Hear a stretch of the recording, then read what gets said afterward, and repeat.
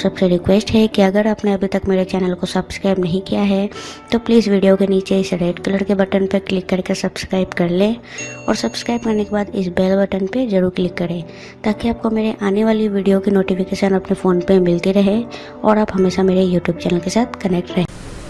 अस्सलाम वालेकुम ख़वातीन व हज़रात, मैं आज आपको बताऊंगी कि आप बेटनोवेट ट्यूब के ज़रिए अपने हाथों और पाँव को किस तरह गोरा कर सकते हैं। ये एक बहुत ही मौसर तरीका है।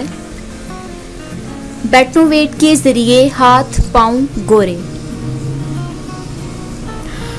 अब आप बेटनोवेट के ज़रिए सिर्फ चंद ही रोज़ में अपने हाथों और पाँव को गोरा कर सकते हैं। ये कील महासों के इस्तेमाल के लिए भी बहुत मुफीद है। क्रीम बनाने के लिए इज्जा नोट कर लीजिए।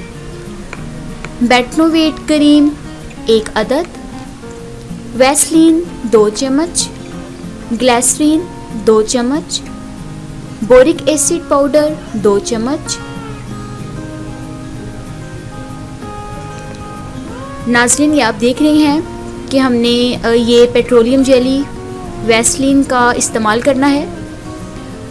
आप 2 चम्मच वैसलीन बेटनोवेट ट्यूब में शामिल करें। यह है ग्लिसरीन, 2 चम्मच ग्लिसरीन आपने बेटनोवेट ट्यूब में शामिल करने हैं। और ये है बोरिक एसिड पाउडर, ये भी 2 चम्मच आपने बेटनोवेट ट्यूब में शामिल करना है। बनाने की तरकीब: 1 प्याले में इन तमाम अज्जा को शामिल करें और अच्छी तरह से मिक्स करें।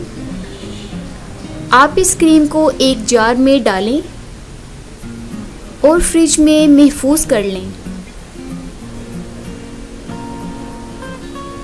तरीका इस्तेमाल: आप इस क्रीम को रात को सोते वक्त ज़रूरत के मुताबिक अपने हाथों और पाँव पर लगाएं और सुबह उठकर अच्छी ब्यूटी सोप से धो लें। सिर्फ चंद दिनों के इस्तेमाल से आपको वाज़िया फ़र्क नज़र आने लगेगा और आपके हाथ गोरे हो जाएंगे। ये ख़वातीन और मर्द हज़रात दोनों के लिए मुफीद है। आप इसे इस्तेमाल कीजिएगा, इंशाल्लाह आपको फ़र्क पड़ेगा। नाज़रीन, मेरी अभी तक जितनी भी वीडियोज़ हैं आपने इन्हें दिल से चाहा और सराहा और अपने दोस्तों, रिश्तेदारों, महबूब के साथ शेयर किया। उम्मीद है कि मेरी आने वाली नई वीडियोज़ को भी आप इसी तरह से लाइक और शेयर करेंगे। और अगर आपने अभी तक हमारा चैनल सब्सक्राइब नहीं किया तो वीडियो के नीचे दिए गए बेल आइकन सब्सक्राइब बटन को क्लिक करें ताकि हमारी हर नई वीडियो आप तक पहुंच सके और वीडियो का नोटिफिकेशन आप हासिल करें। फिर लाऊंगी आपके लिए एक नई वीडियो। बंटी टीवी के साथ मैं हूँ कुलसुम अते। तब तक के लिए इजाज़त चाहती हूँ। अल्लाह हाफिज़।